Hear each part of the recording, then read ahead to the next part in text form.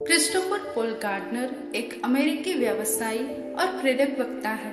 1980 के दशक की शुरुआत में गार्डनर को एक छोटे बेटे का पालन पोषण करते समय बेघर होने की समस्या से जूझना पड़ा।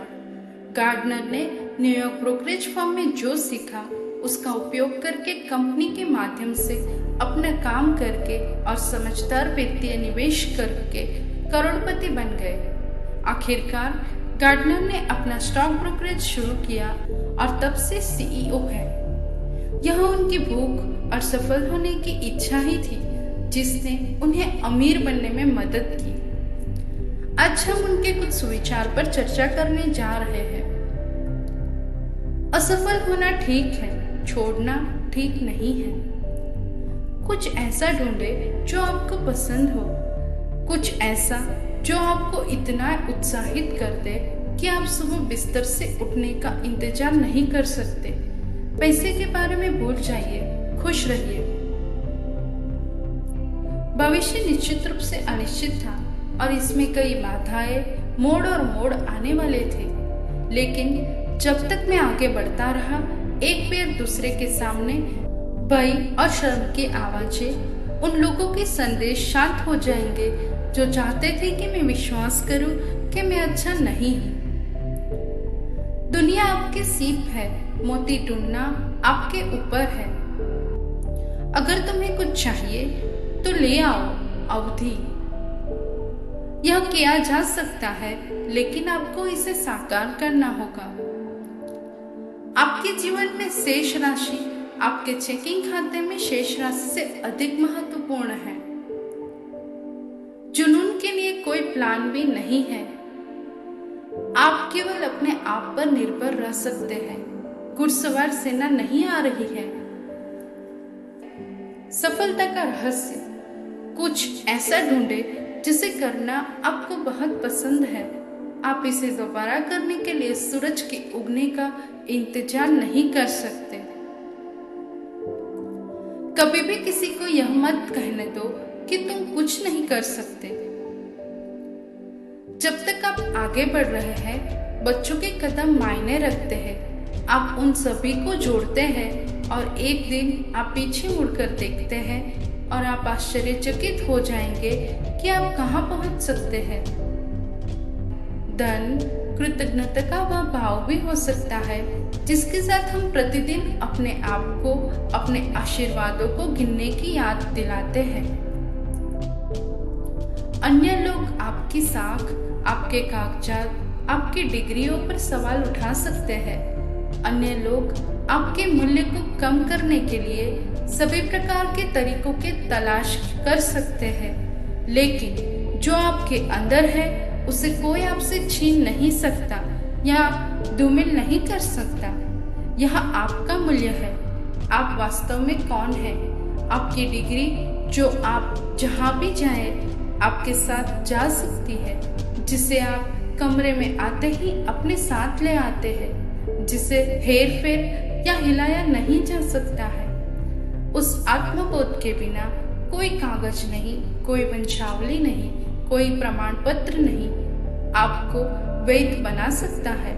चाहे कुछ भी हो, आपको पहले अंदर से वैध महसूस करना होगा। लोग स्वयं कुछ नहीं कर सकते। वे आपको बताना चाहते हैं कि आप यह नहीं कर सकते। आप कुछ चाहते हैं, जाइए और ले आइए। उस कदम पर चले और हर समय आगे बढ़े। केवल उस तरह की बातें न करें, उस पर चले और आगे बढ़े। इसके अलावा कदम को लंबे समय तक चलने की जरूरत नहीं है। छोटे कदम भी गिने जाते हैं। आगे बढ़े। तो फिर जो चीज दुनिया की नजरों में कुछ भी नहीं लगती, जब उसका उचित मूल्यांकन किया जाए और उसका उपयोग किया जाए तो वह सबसे बड़ी दौलत में से एक हो सकती है। क्या आप जानते हैं कि पहाड़ कैसे हिलते हैं? हर कोई जो एक दो जगह हिल सकता है वह एक दो जगह हिल सकता है। जो चट्टानें हिला सकते हैं, चट्टानें खिसका सकते हैं। जो लोग पत्थरों को हिला सकते हैं, वे पत्थर के हिला सकते हैं। इसी तरह पहाड़ खिसकते हैं अगर हम में से हर कोई सब कुछ करता हम कर सकते हैं, मुझे विश्वास है कि हम एक अलग दुनिया में होंगे। अभी भी मैं एक स्वप्न दृष्टा, फिर भी पहले से कहीं अधिक यथार्थवादी। मुझे पता था कि यह मेरी यात्रा का समय है। क्षितिज पर मैंने पहले की तरह चमकता हुआ भविष्य देखा। अब अंतर यह था कि मुझे अपनी पीठ पर हवा का एहसास हुआ। मैं था तैयार।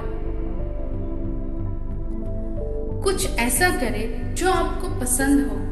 आप जो भी करने जा रहे हैं वह काफी कठिन होगा। कुछ ऐसा खोजे जो आपको इतना उत्साहित कर दे कि सुबह सूरज जल्दी न निकल सके, क्योंकि आप अपना काम करना चाहते हैं। हम सभी आनुवांशिकी को समझते हैं। आपकी आंखें आपके पिता, आपकी माँ की नाक से मिलती हैं। इसके बारे में आप कुछ नहीं कर सकते हैं, लेकिन अपने आध्यात्मिक आनुवांशिकी को आप चुन सकते हैं, अपना सकते हैं और प्रतिबद्ध हो सकते हैं। मैंने यही किया। फिल्म मेरे जीवन की कहानी है, लेकिन यह मेरे बारे में नहीं है। यह किसी ऐसे व्यक्ति के बारे में है जिसने कभी बड़ा सपना देखा और किसी ने उनसे कहा, नहीं, तुम यह नहीं कर सकते, तुम कर सकते हो। एक चीज जिसके बारे में ये युवा मुझसे हमेशा पूछते हैं वह यह है कि सफलता का रहस्य क्या है। रहस्य यह है कि कोई रहस्य नहीं है। यह मूल बातें हैं, रोकना और निपटना। यह ठीक तभी था जब मैंने स्वतंत्रता की घोषणा और हमारे जीवन, स्वतंत्रता और खुशी की खोज के अधिकार के बारे में थॉमस जेफरसन के बारे में सोचना शुरू कर दिया था। और मुझे यह सोचना याद है कि उसे वहां खोज वाला हिस्सा डालने का पता कैसे चला। शायद खुशी एक ऐसी चीज है जिसका हम केवल पीछा कर सकते हैं, और शायद हम वास्तव में इसे कभी प्राप्त नहीं कर सकते। चाहे कुछ भी हो, उसे यह कैसे पता चला?